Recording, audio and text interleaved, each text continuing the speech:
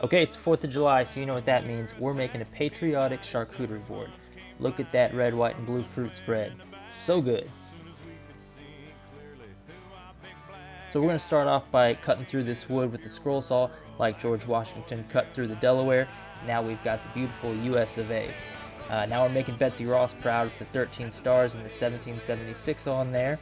Looking nice and good. Next, we're going to dump this board into a tub of tung oil like it's a barrel of tea into the Boston Harbor. Then we're going to set it out to dry. Final step is adding some footers to the bottom, and you can see my John Hancock, my logo engraved on the back as well. And there you have it, charcuterie board perfect for a day of celebrating some independence.